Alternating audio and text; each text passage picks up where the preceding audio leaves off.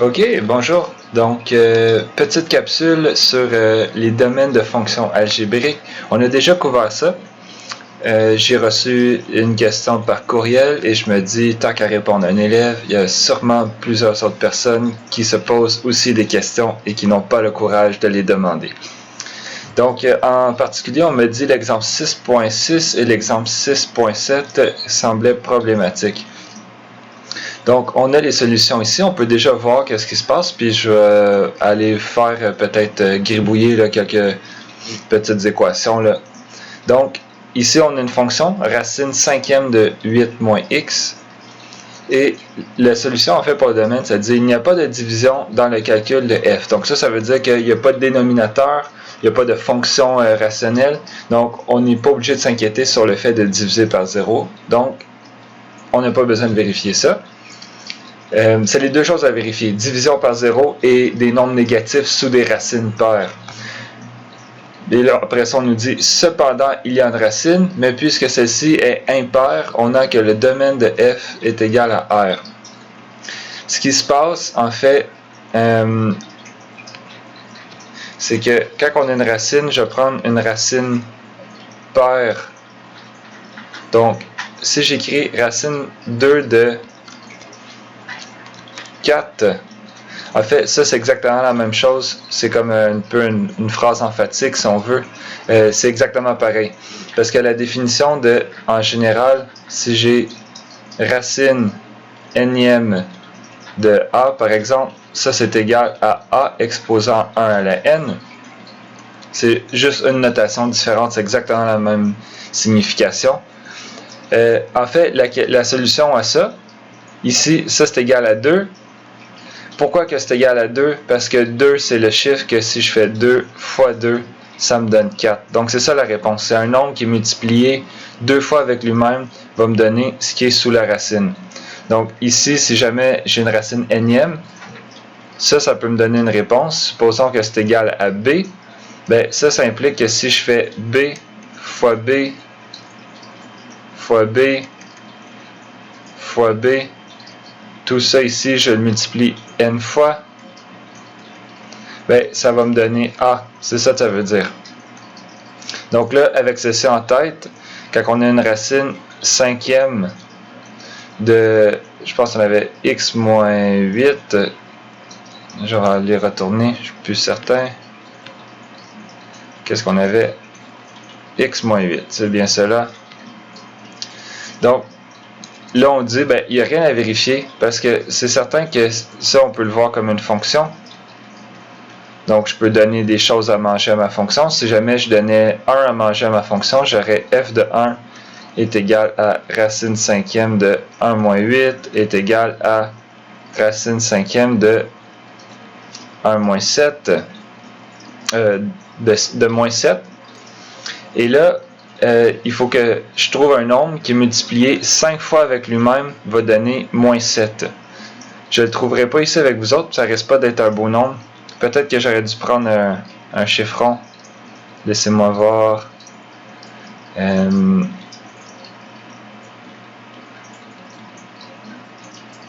Bah, c'est pas important. En fait, ben, le chiffre, on peut le trouver, je pense. Ça va être... Non, juste... Désolé, j'improvise un peu. Donc ça ici, c'est un chiffre.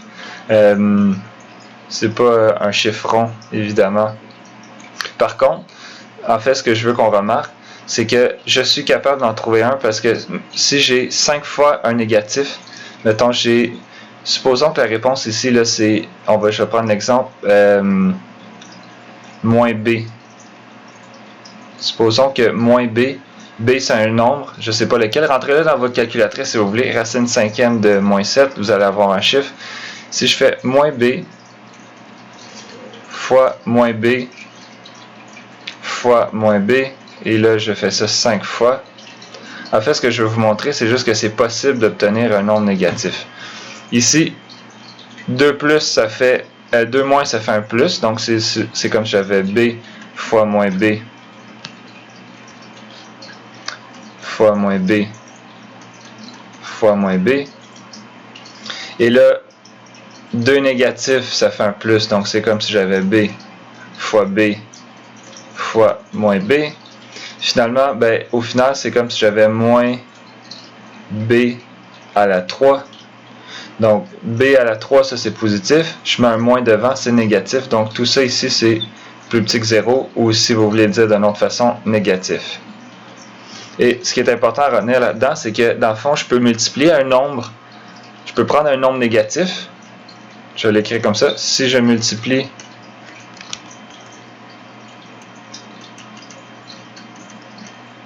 un nombre négatif 5 fois avec lui-même,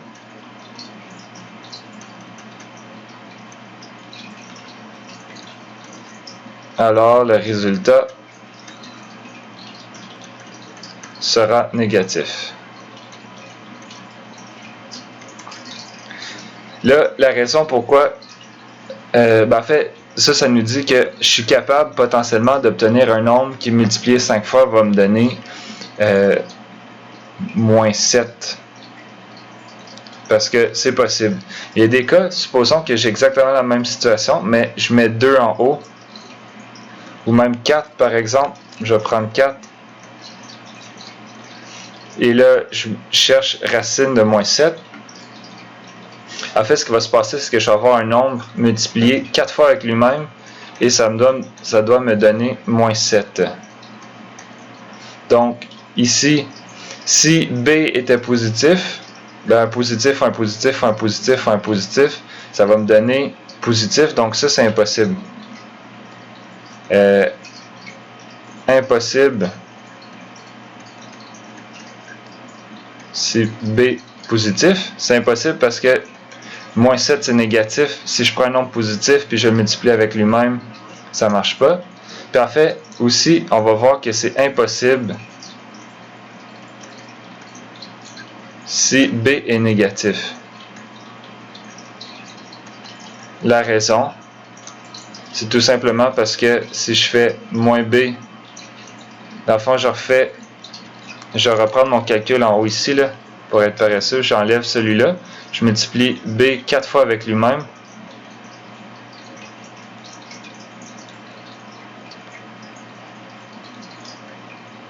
Donc, je prends un nombre négatif, je vais essayer de voir si je le multiplie 4 fois avec lui-même, je serais capable d'avoir moins 7, ou en fait juste d'avoir un nombre négatif.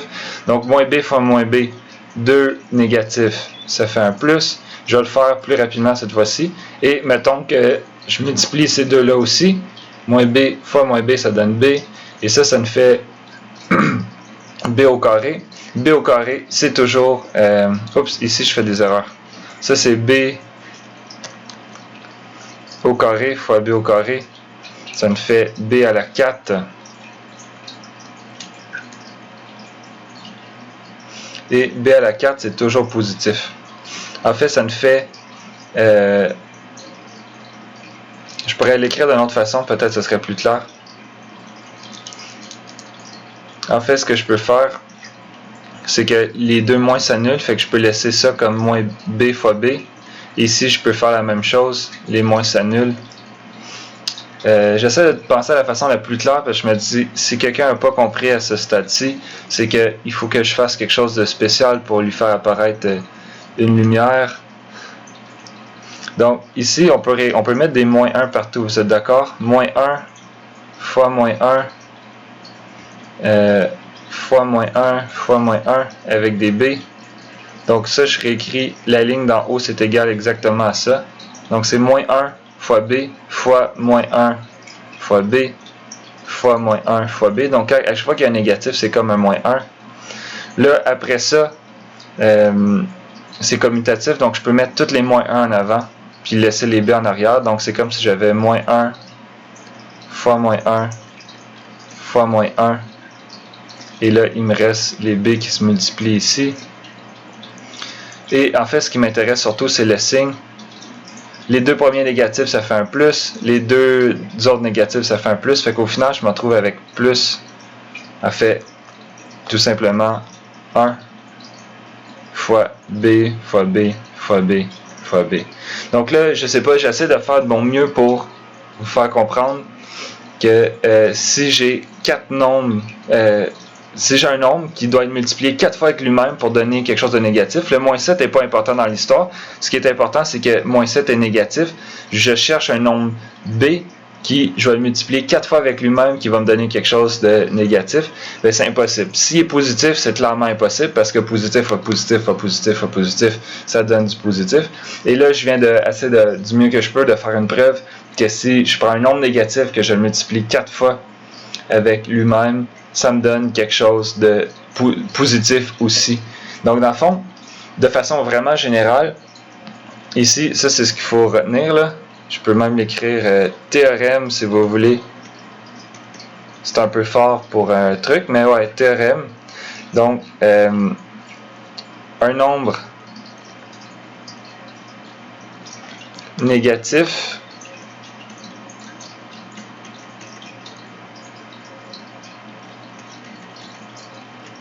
multiplié n fois avec lui-même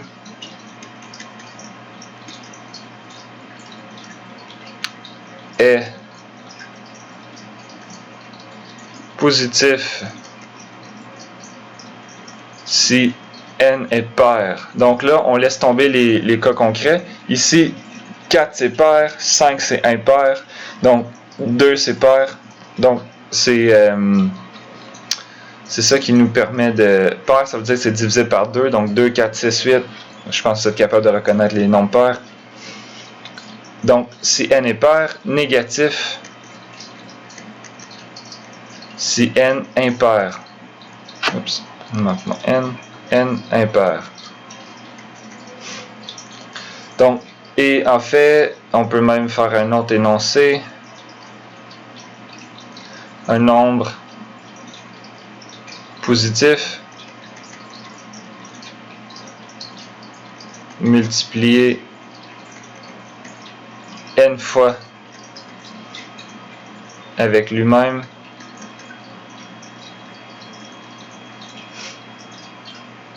est toujours positif. Peu importe, que ce soit pair ou impair, si tu prends du positif, tu le multiplies avec du positif, ça reste positif. Donc, la morale de l'histoire, ici je vais écrire ça comme corollaire de ce théorème-là, c'est que si j'ai racine nème d'un nombre négatif, je vais écrire négatif ici. Aucune solution si n pair. La raison, c'est que si n est pair, ça veut dire que la solution à une racine, à quelque chose de négatif sur une racine, c'est de trouver quelque chose qui est multiplié n fois, n est pair, avec lui-même, qui va me donner quelque chose de négatif. Dans mon théorème, c'est impossible. Si je prends un nombre négatif, que je le multiplie n fois avec lui-même, ça va être positif. Si je prends un nombre positif, je le multiplie n fois avec lui-même, ça va être positif. Donc, c'est ça qui se passe en fait dans notre histoire. Fait que si on revient à notre situation du début, ce que ça nous disait dans le fond, c'est que on a un nombre, il y a une racine. Donc quand vous voyez une racine, vous faites oh, il faut que je vérifie qu'est-ce qui va se passer. Je veux pas mettre des nombres négatifs sous une racine si les solutions n'existent pas. Mais ici on a que c'est une racine impaire. Donc, même si je mettais par exemple 1, ça ferait moins 7. Là, il faudrait que je trouve un nombre multiplié 5 fois avec lui-même qui me donne moins 7. Bien, je sais que c'est possible parce que si je prends un nombre négatif, il existe un nombre négatif, puis si je le multiplie avec lui-même 5 fois, ça va quand même me donner quelque chose de négatif. Donc, je peux toujours trouver des solutions. Donc, le domaine de f, c'est R au complet, parce que ici, le 5, c'est impair. C'est juste ça qu'il faut retenir. Peut-être ça va être plus clair si en contraste on va faire l'exemple 6.7 où, là je ne sais pas si j'aurai besoin de barbouiller, ici on a un nombre pair, donc c'est ce qu'on va aller voir là. Étudions d'abord la racine sixième. Ici ce qu'il nous dit c'est que la racine sixième c'est obligé d'être positif. 6 c'est pair, donc si je mettais quelque chose de négatif sous la racine sixième, mettons je mets x est égal à 2, donc je prends 2, je le mets dans ma fonction me recrache racine sixième de 5 moins 2, donc racine sixième de moins 3, 5 moins 2 c'est moins 3. Là il faut que je trouve un nombre qui multiplié 6 fois avec lui-même va me donner moins 3. Mais par le théorème que j'ai écrit, c'est impossible. Parce que si je prends un nombre positif, ça va clairement pas me donner quelque chose de négatif. Et si je prends un nombre négatif et que je le multiplie 6 fois avec lui-même, ça va dans le fond, les moins, ils vont se regrouper en paquet de 2, ils vont faire des plus et je vais me retrouver avec quelque chose de positif. Donc, ici, ce que les calculs qu'on voit là, c'est les calculs qui sont en train de dire quel x que je peux mettre sans que 5 moins x ça soit négatif. Donc ici on voit 5 moins x c'est plus petit que 0. Ça veut dire implique. On peut lire la flèche comme implique. Donc, ou si alors, si x moins 5 est plus petit que 0, alors x est plus grand que 5. Effectivement, si je mets... je me demande si j'ai pas fait une erreur ici en faisant un calcul en bas. J'ai fait 5 moins 3 est égal à... 5 moins 2 est égal à moins 3. Bon, je pense que vous avez réussi à suivre. En tout cas, je vous fais confiance.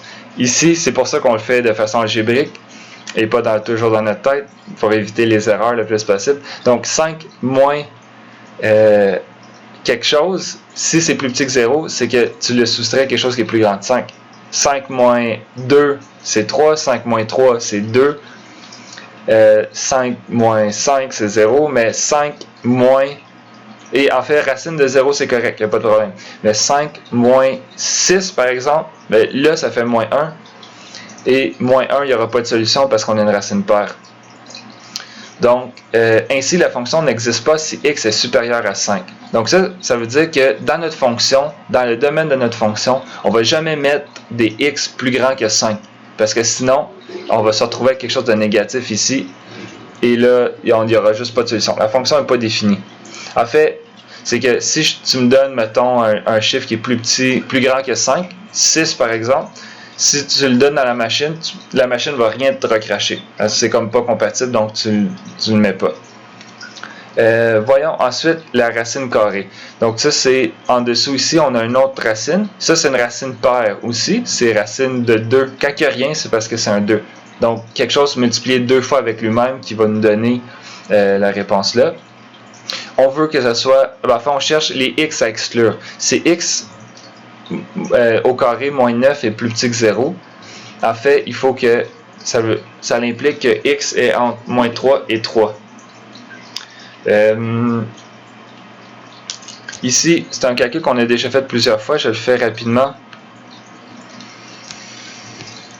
Donc, dans le fond, on a une racine x au carré moins 9. On ne veut pas que ça soit... On veut pas que ça soit plus petit que 0. Donc, je cherche tous ceux qui sont plus petits que 0 et je vais les enlever du domaine. Donc, ici, ça l'implique. Dans le fond, ils ont sauté quelques étapes. Je fais ça comme des égalités. Donc, je prends le carré de chaque côté. Je mets ça au carré, plus petit que 0 au carré. Évidemment, 0 au carré, ça reste 0. Ici, racine, si je me fais racine et le carré après, ça me redonne exactement ce qu'il y a à l'intérieur. Si vous n'êtes pas convaincu de ça, prenez-vous des chiffres. Faites 2, racine de 2, mettez-le au carré, vérifiez que ça vous donne moins 2. Exactement 2, pardon. Ici, je peux faire plus 9 de chaque côté. Ici, je fais racine carrée de chaque côté. Racine de 9, c'est 3. Et là, ici, l'ordre est important. Donc, si j'ai racine, après je mets au carré, ça c'est égal exactement à x. Mais si je fais, je prends x, je le mets au carré et après je prends la racine, ça me donne valeur absolue. J'ai discuté de ça dans d'autres vidéos, je l'ai fait en classe aussi, donc ici je n'en dis pas plus. Mais ici, je me retrouve avec valeur absolue et plus de x est plus petit que 3. Et ça, en fait, comment que je vous encourage à l'interpréter, c'est que la valeur absolue, c'est la distance. Valeur absolue de x, ça nous dit comment x est loin de l'origine. Donc, j'avais déjà fait l'exemple.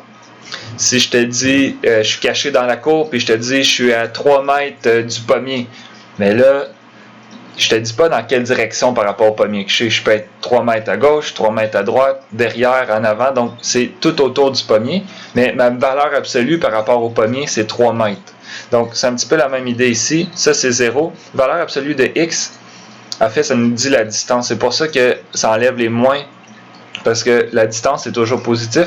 Tu ne vas pas dire je suis à moins 3 mètres du pommier pour dire que tu es de l'autre côté du pommier. Tu vas dire je suis à 3 mètres et là tu vas spécifier à gauche ou à droite par exemple. Donc valeur absolue de x, ça nous dit ma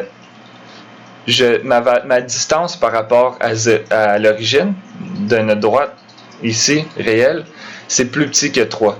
Donc si ça c'est 3, ça c'est moins 3. En fait, tout ce qui est plus proche de 0, c'est ici. Tout ce qui est plus proche de 3 mètres, c'est là-dedans. Ici, là, j'ai dessiné sur les bords, là, techniquement, il faudrait mettre ça pour que ça soit égal. Ça, c'est strictement plus petit que 3. Donc, ça implique comment que j'écris, je l'écris en dessous ici.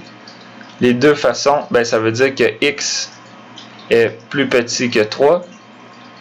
Et x, en fait, il faut qu'il soit aussi plus grand que moins 3. On voit qu'ici, si x est là, il est plus grand que moins 3. Si x est là, il est plus petit que moins 3. Donc, c'est les deux conditions qui capturent la valeur absolue. C'est ça qu'il faut comprendre. Donc, en fait, si on revient au problème en haut ici,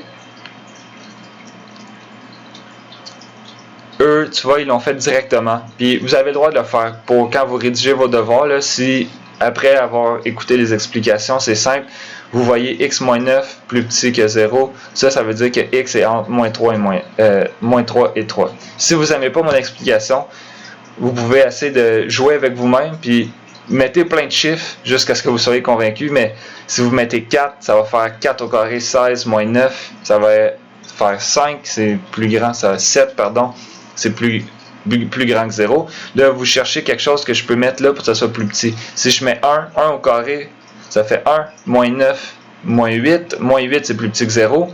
Ben, le 1 que j'ai trouvé, il est dans cet intervalle-là. Et si vous le faites suffisamment longtemps, vous allez peut-être vous en convaincre vraiment fortement que c'est ça qui se passe. Des fois, il faut faire ce genre d'affaires-là. C'est un peu niaiseux, mais une fois dans sa vie, il faut vraiment y aller un peu à tâtons. Puis à un moment donné, après ça, on peut utiliser l'abstraction pour comprendre. Donc la fonction n'existe pas si x est entre moins 3 et 3, parce que si je mets n'importe quoi qui est plus grand que moins 3 et plus petit que 3, ça devient négatif. Et si on regarde dans ma fonction, ça veut dire que j'ai quelque chose de négatif sous une racine paire. Finalement, il y a encore un autre truc à faire. Il ne faut pas que le dénominateur s'annule. Donc enfin, regardons la division. On ne veut pas que racine de x au carré moins 9 moins 1, ça soit égal à 0. Donc, on regarde, c'est quoi les x que je peux mettre? Il y en a peut-être 1, 2, 3, peut-être aucun. Il faut regarder quel x que je peux mettre qui fait en sorte que ça va être 0. Et là, on trouve plus ou moins racine de 10. Comment il a fait ça? Certainement avec un tout petit calcul. Donc, moins 9 plus 1. On ne veut pas que ça soit égal à 0. Donc, on va trouver quelle valeur de x, ça donne 0. Et après ça, on va les enlever du domaine. Bien, en fait, c'est isolé. Vous avez une équation. Vous avez x d'un côté. Vous mettez tous les trucs qui ne sont pas des x d'un bord. Et là, il va vous rester juste les x. Donc, pour faire ça, on va aller mettre le moins 1 de l'autre côté. Après ça, je vais élever au carré de chaque côté. Donc, je vais gentiment... Ici, ça c'est un moins. Pardon.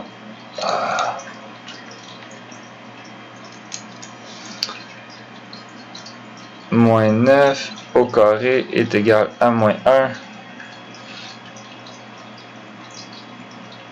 Pardon. Donc ici, ça s'annule. C'est par mon... là, on est dans celle-là ici. Là. On a racine au carré est égal à moins 1. Là, je fais plus 9 de chaque côté. Donc, on dirait que je ne vais pas avoir la même réponse que eux. Ça ici, ça me ferait plus 8. J'ai dû faire une erreur. Fait que moi, je trouve x est égal à plus ou moins racine de 8. Je vais aller voir, j'ai peut-être juste mal recopié. Ah, c'est un moins 1, c'est ça. Donc, en fait, depuis le début, lui, c'est moins 1. Donc, ici, plus 1, plus 1, plus 1. Là, je fais plus 9 de chaque côté. Puis ici, je viens de penser, là, je rajoute une étape. Encore une fois, dans le fond, ce qui se passe, c'est que je prends racine de chaque côté.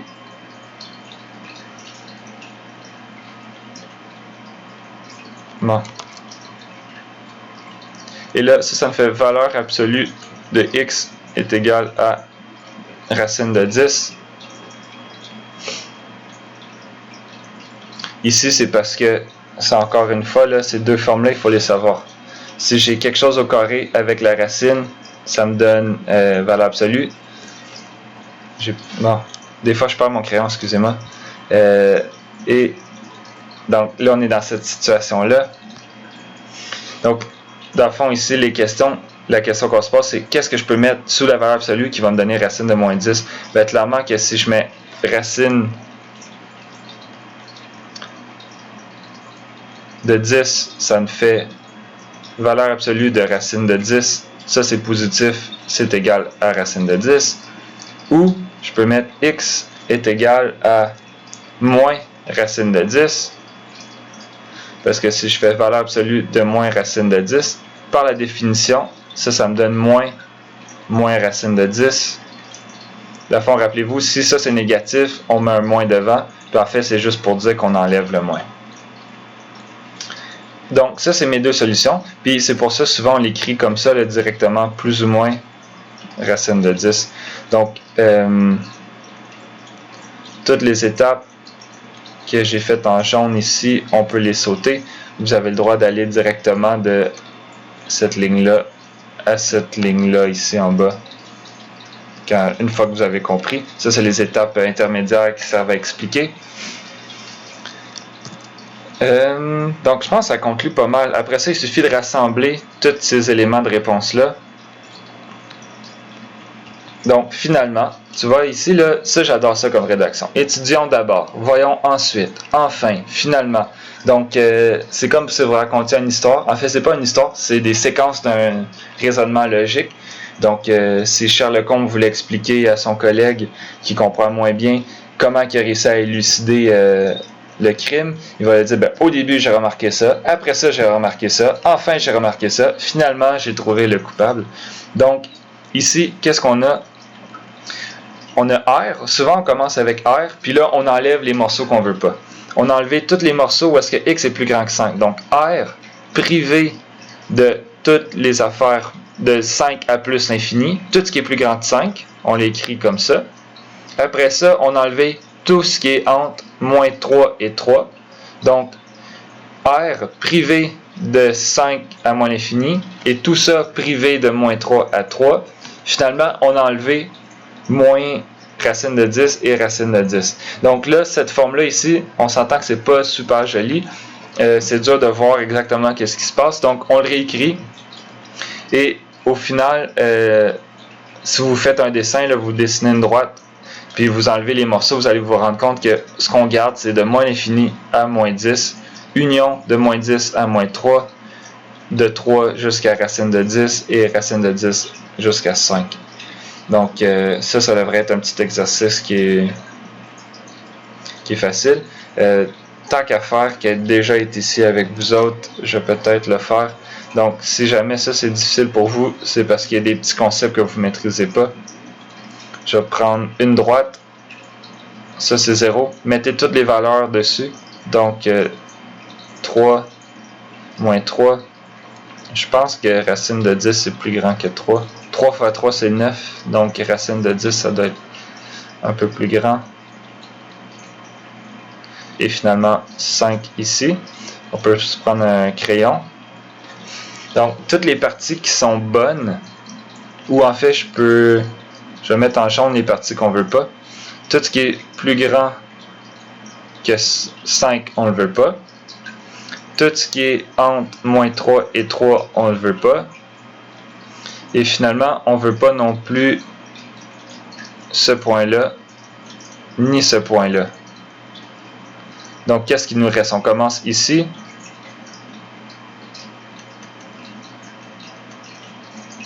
Moins l'infini, on s'arrête à 10. Ce que je fais, c'est que je mets la parenthèse, le crochet comme ça pour l'exclure. Donc, moins racine de 10 n'est pas dans le domaine. Par contre, tout de suite après racine de moins 10 jusqu'à moins 3, ça c'est dans le domaine. Puis moins 3, j'ai le droit de le mettre. Si je mets moins 3, ce qui se passait, en fait, si on retourne, c'est la racine. Je mets moins 3, ça fait moins 3 au carré 9. 9 moins 9, 0. 0, moins 1, c'est 0. Donc, ça annule pas le dénominateur. Et en haut ici, en fait, d'avoir 0 sur la racine, c'est correct aussi. Donc, le 3 ici, mon crochet, là, c'est important de le voir. Il n'est pas comme ça. Il est comme ça. Parce que j'ai le droit de mettre moins 3. Il n'y a pas de problème de définition. Et là, par contre, j'ai mis... En fait, je vais mettre en vert le domaine, tout ce qui est bon. Donc, tout ce qui est bon, c'est de moins l'infini jusqu'à racine de 10. Tout de suite après racine de 10 jusqu'à 3 inclusivement. Donc, quand je dis tout de suite après, vous voyez qu'ici, il est sur une borne. Ici, il est sur l'autre borne. Donc, il y a juste moins racine de 10 qui n'est pas dedans, mais je peux aller vraiment proche de moins racine de 10 de chaque côté. Ici, entre 3 et racine de 10, je peux le faire. Et entre racine de 10 et 5, ça marche aussi. Donc, 3 racine de 10 exclu, union, racine de 10. Ici, ça aussi c'est exclu pour ma première borne. Ici, ça veut dire que racine de 10 n'est pas dedans. Finalement, jusqu'à 5. Et je pense que j'ai le droit de mettre le 5. On va retourner en haut. Pourquoi qu'on ne voulait pas de 5? On avait ça. Je suis un peu mélangé. Retournons à l'exercice. Ah, c'est juste que j'ai pas... Ok, non, ça c'est le premier problème. Bon. Fait que ici, on veut pas... on peut mettre 5. Ouais, 5 est inclus. Donc, c'est ça. On a terminé. Fait que j'espère que ceux qui avaient encore des problèmes avec ça... ça l'a éclairé. Et sinon, ben en fait, il n'y a pas de sinon là. Sinon, je sais pas quoi dire. Travailler encore beaucoup plus fort. Aussi, c'est important de ne pas trop s'attarder sur la matière avancée parce que la matière se répète. Donc, si vous ne comprenez pas trop les domaines, allez quand même voir la continuité, les limites, parce que ça va vous aider avec les domaines. Puis, en fait, quand on fait des intervalles de croissance, décroissance, concavité, tracé de graphique, la première étape, c'est toujours de trouver le domaine. Donc, vous allez avoir d'autres exercices de trouver les domaines. Donc, des fois, on a le sentiment qu'on veut vraiment bien comprendre quelque chose avant d'avancer. Mais, parfois, la meilleure façon d'avancer, c'est d'apprendre, c'est d'avancer. Je donne un exemple concret. Si par exemple moi je suis en train d'apprendre à jongler, donc là jongler à 3 balles, là je me dis je vais attendre d'être un maître de jongler à 3 balles pour jongler à 4 balles, mais en fait là j'ai passé à 4 balles, puis ça a développé ma coordination vraiment plus vite, et quand je reviens à 3 balles, c'est plus facile. Donc là, arrêter de jongler avec simplement 3 balles, trouver les domaines de fonction, c'est supposé être une tâche assez facile, c'est correct, ça prend plus de temps, mais passer, continuer dans la matière, là. Ça va, dans le fond, vous allez l'apprendre inconsciemment ou consciemment, j'espère. Bon, en tout cas, je vous laisse là-dessus. Bonne journée, continuez à faire des maths.